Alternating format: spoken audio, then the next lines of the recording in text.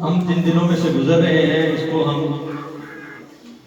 یسوع مسیح کے اس دنیا میں آنے اور اس دنیا میں آنے کے سبب سے ہمیں جو برکتیں ملی ہیں اس کے لحاظ سے ہم سیلیبریٹ کر رہے ہیں۔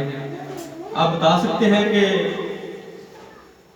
یسوع مسیح کے آنے کی جو پیش گوئی ہے وہ بائبل میں کہاں سے شروع ہو جاتی ہے؟ خدائی سے۔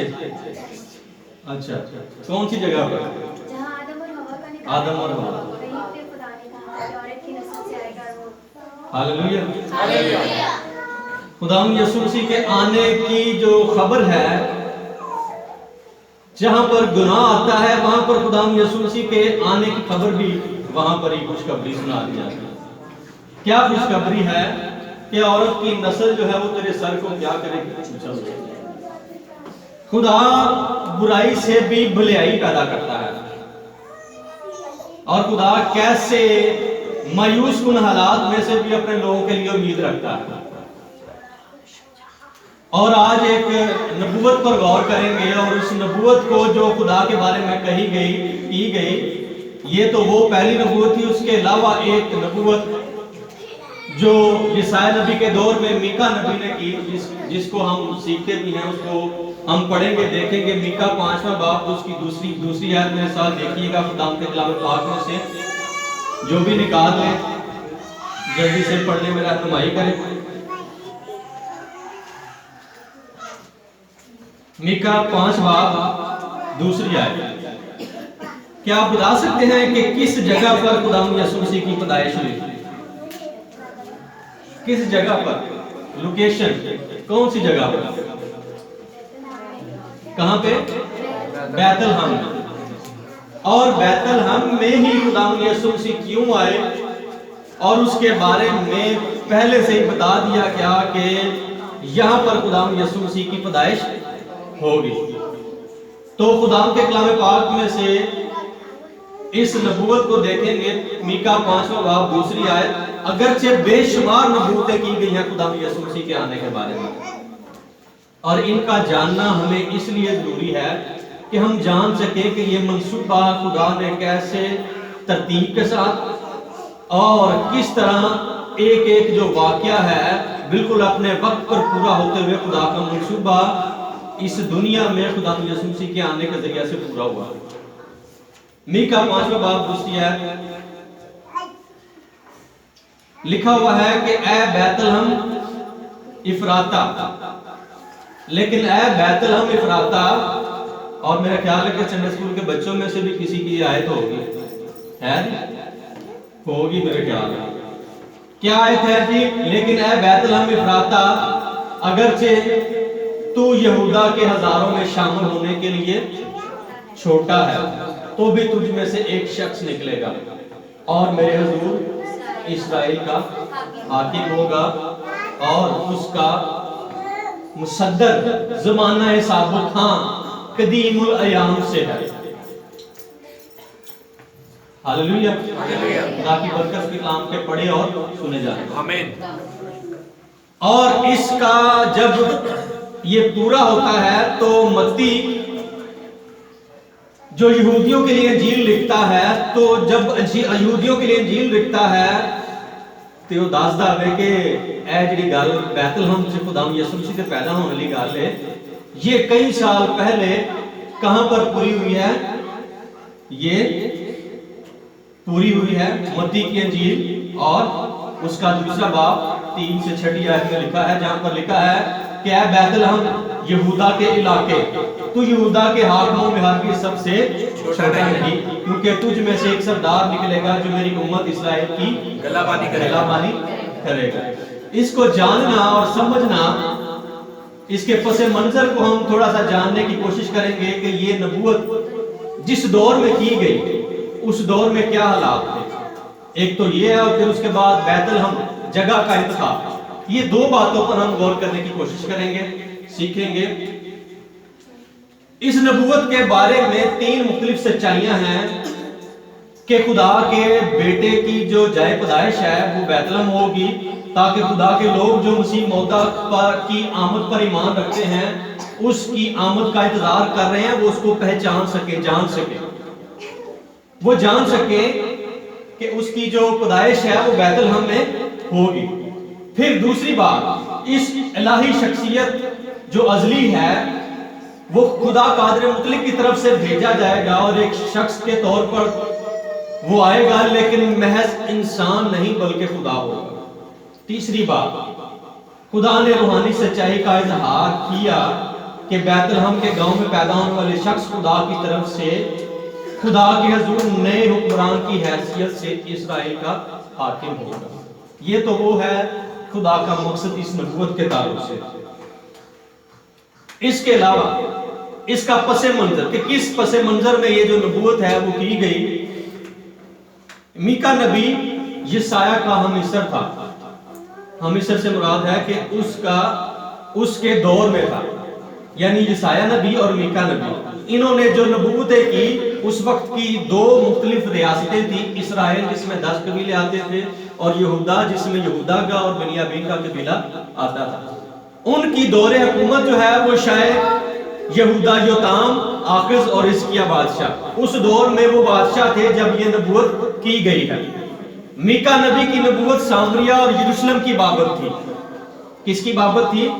سامریہ ان 10 قبیلوں کو ظاہر کرتا ہے جہاں پر اسرائیلی رہتے تھے، اور یروشلم ان 2 قبیلوں کو ظاہر کرتا ہے جو یہودا کے قبیلے تھے، یعنی بنیامین اور یہودا، جس کا ذکر میکا 1 باب 1 آیت میں ملتا ہے۔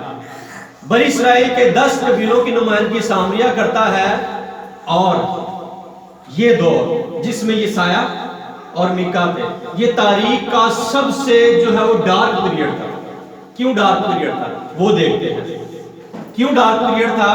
اس لیے ڈارک پیریڈ تھا کہ سامریہ کے گناہ بت پرستی اور بال کی پرستش کرتے تھے۔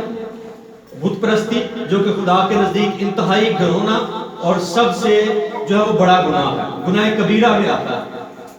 تو میرے حضور غیر معبودوں کو نہ مان۔ اور وہی لوگ جن کو خدا نے اپنے لیے چنا وہ کیا کرنے لگ گئے؟ بت پرستی کرنے لگ گئے، بال کی پرستش کرنے لگ گئے۔ پھر کیا ہے؟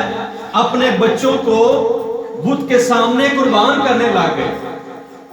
پھر انہی کاموں کے نتیجے میں کیا ہوا کہ جادوگری اور آسمانی فوج کی پرستش کرنا یہ سارا ان کے وتیرے میں شامل ہو گیا، جس کا ذکر دوسرا سلاطین 17واں باب 16ویں سے 18ویں آیت میں ملتا ہے۔ اور یہ تو تھی سامریہ کے لوگوں کی بات، یہ تو تھی 10 قبیلوں کی بات۔ سامریہ میں کتنے قبیلے تھے؟ 10 قبیلے تھے۔ اور یہودا میں کتنے تھے؟ 2۔ کون کون سا؟ بنیامین اور یہودا۔ یہ میں نے جو بات بتائی، یہ گناہ جو میں نے آپ کے سامنے سنگین گناہ، سنگین جرائم جو سامریہ نے کیے، اس کے بعد یہودا بھی انہی گناہوں میں ہمیں نظر آتا ہے۔ بائبل میں سلاطین تواریخ پڑھ لیں، سامریہ نے یعنی 10 قبیلوں نے انتہائی گھرونے گناہ کیے، یہودا قدرے پیچھے رہا، لیکن اس دور میں یہودا بھی ایسی ہی سوچ میں مبتلا ہو گیا، ایسے کام کرتے ہوئے دکھائی دیا، اور آخذ نے بت پرستی کے عمل کو ہیکل میں جاری کیا۔ سامریہ کے پاس تو ہیکل نہیں تھی، ہیکل کس کے پاس تھی؟ دونوں کے پاس، یہودا کے پاس۔ اور آخذ جو اس وقت کا بادشاہ تھا، بت پرستی کے عمل کو جاری کیا، اور جب بت پرستی کرنی ہے تو پھر اپنے خدا کی پرستش ہو سکتی ہے؟ نہیں ہو سکتی۔ اپنے خدا کی پرستش کو ترک کیا، اپنے بچوں کو قربان گاہ کے سامنے، بتوں کے سامنے پیش کیا، ہیکل کو خدا کی پرستش کے لیے بند تک کروا دیا۔ یہ آخذ کا کام تھا جو یہودا کا بادشاہ تھا۔ ہر گلی میں بت پرستی کے لیے قربان گاہ بنا دی۔ اور پھر کیا ہوا؟ جس کا ذکر دوسرا تواریخ 28 بات پڑھیں تو وہاں پر ہمیں اس کا ذکر ملتا ہے۔ اس گناہ کے نتیجے میں خدا نے ان کو شاہ رام اور شاہ اسرائیل کے ہاتھ میں کر دیا۔ یعنی یہودا نے جو گناہ اسرائیل نے کیا، یعنی 10 قبیلوں نے کیا، اسی گناہ کو جب وہ مرتکب ہوئے تو ان کو شاہ رام اور شاہ اسرائیل کے ہاتھوں میں کر دیا، اور شاہ اسرائیل نے جو ان کے اپنے ہی بھائی تھے انہوں نے یہودا کے قبیلے کے یہودا کے لوگوں کے 1,20,000 جوان سورما جو ہے وہ قتل کر دیے. یہ سارا کچھ کیا ہے؟ یہ گناہ کے نتائج ہیں. قتل و غارت ایک دوسرے کے خلاف ہو گئے.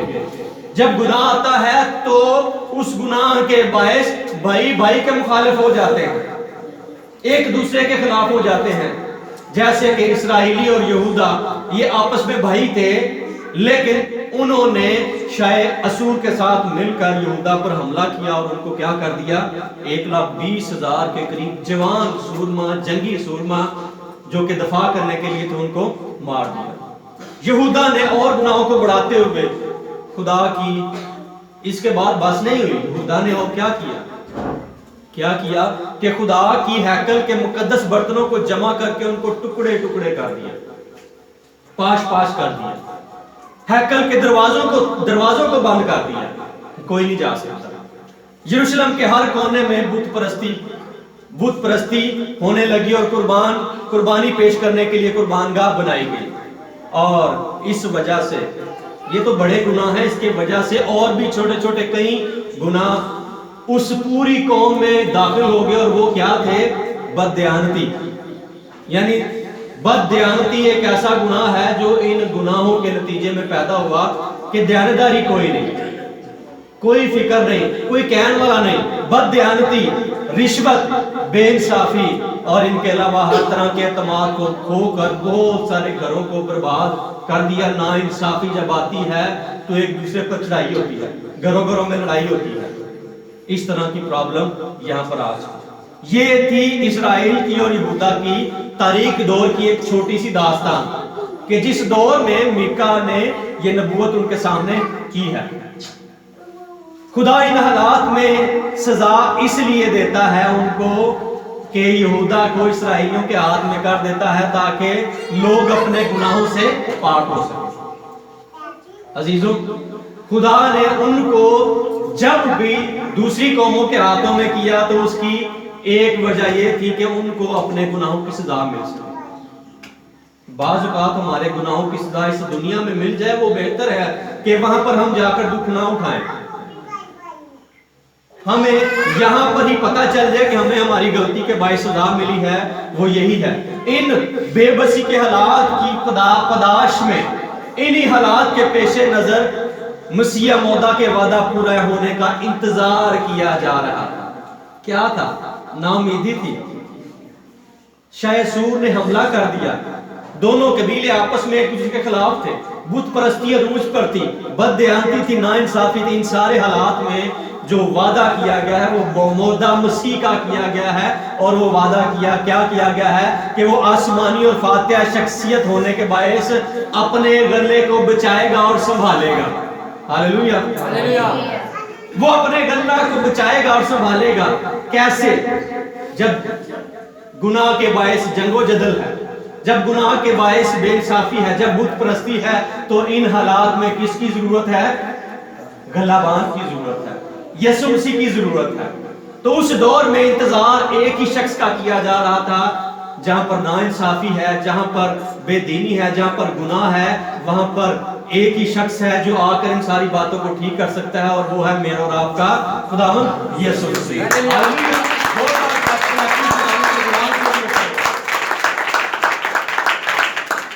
یہ نیا حکمران جب اپنے لوگوں پر حکمرانی کرے گا تو اس کے بارے میں لکھا ہے کہ جب لوگوں کو انتظار ہوگا تو وہ بیت لحم میں جنم لے گا.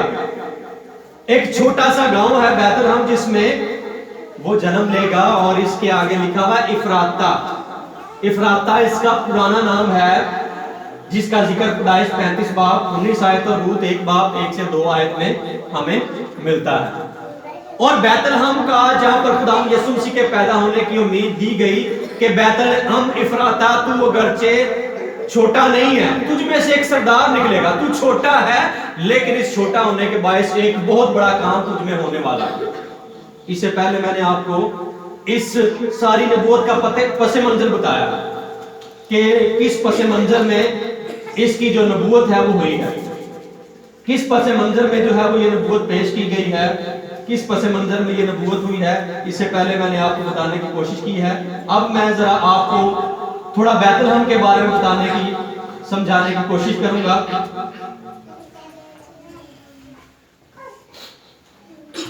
बैतलहम कितना था?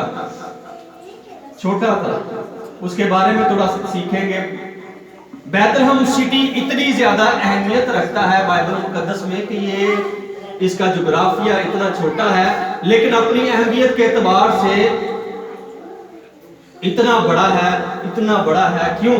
क्योंकि इसमें मुनज्जिए दो आलम इस दुनिया में जब पैदा हुए तो एक छोटा सा गांव बैतलहम, जहां पर खुदा यीशु मसीह पैदा हुआ। बैतलहम का क्यों चुनाव हुआ? अब मैंने पहले आपको बताया कि पसे मंजर के खुदा यीशु मसीह किस पसे मंजर में जो है वो आए थे।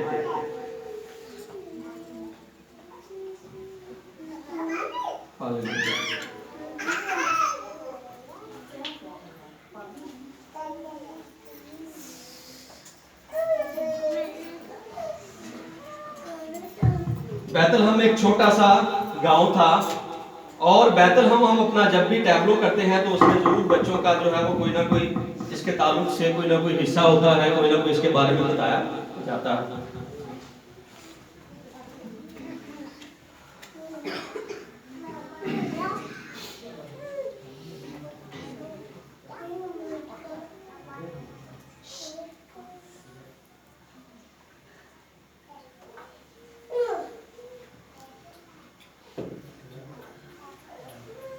बैतलहम का मतलब है रोटी का घर।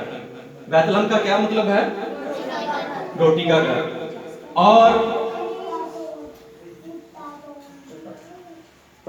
इसका जो जोग्राफिया है वो इतना ज्यादा छोटा है कि बिल्कुल जब इस्राएल का जो है वो नक्शा देखें तो ये बिल्कुल जो है वो एक छोटा सा डॉट लगता है। इस शहर के बारे में चंद बातें जो है वो मशहूर थी, जो इनके लोगों के बारे में थी कि इन लोगों के यहाँ पर जो लोग रहने वाले थे वो चट्टानों को तराशने वाले और स्टोन मैसन थे। उनका जो काम था स्टोन मैसनिंग था। फिर यहाँ के लोग जो थे वो चरवाहा का शोभा था, यानी भेड़ बकरियां रखते थे। फिर तीसरी जो बात इनमें मशहूर थी, जो बात थी वो था फार्मर, यानी खेती बाड़ी करने वाले। क्या करने वाले? अब 3 तरह के जो पेशे थे वो यहाँ पर मशहूर थे। कौन कौन सा जी? खेती बाड़ी, गल्लाबानी और फिर पत्थरों को तराशना। इसलिए अगर हिस्ट्री पर गौर करें तो जेनेसिस 35 बाब और उसकी 19 आयत यानी पैदाइश में जो राखल थी, जो याकूब की बीवी थी, उसको यहाँ पर दफनाया गया। इसके रास्ते में जो है वो इसको दफनाया गया। फिर कालेब की फैमिली जो थी वो यहाँ पर सेटल हुई। फिर उसके बाद जो है वो बॉयज और रूथ, उनका भी इलाका ये बैतलहम था। और बॉयज और रूथ के बारे में जानते हैं ये कौन था? ये जो थे इसकी नस्ल से जो है वो यसी है, और यसी से कौन आया? दाऊद आया। हालेलुया। इसका जिक्र हमें रूथ पहला बाब उसकी 19वीं आयत में मिलता है। इसको दाऊद का शहर इसलिए कहते हैं क्योंकि ये दाऊद की जाय पैदाइश थी। अब ये जो बैतलहम था इसकी जो हैसियत है बाइबल में नुक्ताबंद बढ़ती जा रही है। ये दाऊद क्या शहर कहलाता था क्योंकि यहाँ पर दाऊद की पैदाइश हुई थी। पहला शमूएल 16 बाब 1 से 4 है। दाऊद ने इसी इलाके में जो है वो गल्लाबानी की, अपनी भेड़ बकरियों को पाला अपने बाप के दिए हुए मनसब के मुताबिक। फिर इसी में जो है वो दाऊद को बादशाह होने के लिए चुना गया। शमूएल ने इसी शहर में दाऊद को बादशाह होने के लिए क्या हुआ? इतने बड़े बड़े हिस्ट्री के वाकयात जो है वो बयान किए गए हैं। और इसको जो है वो दाऊद का शहर कहा जाता है, जिसका जिक्र लूका 2 बाब 11वीं आयत में भी मिलता है। और जैसे मैंने आपको पहले बताया कि इसके नाम का जो मतलब है, बैतलहम का मतलब है रोटी का घर। क्या है? रोटी का घर। और रूथ पहला बाब 6 आयत में न्योमी जो है وہ مواب کے ملک میں سے دوبارہ بیت لحم جاتی ہے اور کہتی ہے کہ وہاں پر خدا نے اپنے لوگوں کو روٹی فراہم کی ہے، یعنی بیت لحم میں، ہم کیوں وہاں پر نہ جائیں؟ خدا مایوسی میں، جب ہمارے پاس کچھ نہیں ہوتا تو خدا ہمیں مہیا کرتا ہے، اور وہ کیسے مہیا کرتا ہے؟ خدا اپنے بیٹے یسوع مسیح کے ذریعہ سے ہمیں مہیا کرتا ہے۔ پھر کیا ہے؟ اس بیت لحم میں خدا یسوع مسیح کے پیدا ہونے کے باعث وہ اس کو جو ہے وہ کیا کہا گیا ہے کہ وہ زندگی کی روٹی ہے۔ بیت لحم جیسے روٹی کا گھر ہے، خدا یسوع مسیح زندگی کی کیا ہے؟ روٹی ہے۔ جیسے وہ جو ہے وہ چشمہ ہے، ویسے ہی بیت لحم میں چرواہوں کے لیے، بھیڑ بکریوں کے لیے ایک چشمہ تھا، ایک پانی تھا۔ جیسے بیت لحم جو ہے وہ بھیڑ بکریاں جرنیٹ پیدا کرنے والا ایک چھوٹا سا قصبہ تھا، ویسے ہی بیت لحم نے خداوند یسوع مسیح کی شکل میں ایک برہ دیا جو ساری دنیا کے گناہوں کو اٹھا کر لے گیا۔ ہاللیلویہ۔ اب اس بیت لحم کی اہمیت کو اپنی زندگی میں جاننے کی کوشش کریں کہ یہ سٹی جو کہ بھیڑ بکریوں کے بارے میں مشہور تھا، اب یہاں سے ہی ایک برہ نکلا ہے جو ساری دنیا جہان کے گناہوں کو اپنے اوپر لے کر چلا گیا۔ ہاللیلویہ۔ یہ وہ نجات دہندہ ہے، یہ ہے اس کا کام جو ہماری زندگیوں میں ہے۔ عزیزوں بہنوں بھائیوں، یہ اس کے بارے میں لکھا ہے خدا یسوع مسیح کے بارے میں کہ وہ ہمارا اچھا چرواہا ہے۔ یوحنا 10:11 ہے کہ میں اچھا چرواہا ہوں۔ اور اس شہر میں کیا تھا؟ چرواہے۔ داؤد نے بھی وہاں پر گلہبانی کی، اور اسی شہر میں جو ہے وہ خدا یسوع مسیح کے پیدا ہونے کا مقصد کیا تھا کہ یہاں پر ایک بہترین چرواہا آنے والا ہے، ہماری چٹان آنے والا ہے، کیونکہ وہاں کے لوگ چٹانوں کو توڑ کر جو ہے وہ اپنی روزی کماتے تھے، لیکن اب جو آنے والا ہے وہ روک آنے والا ہے۔ خداوند یسوع مسیح جو چٹان ہے وہ اس دنیا میں آنے والا ہے۔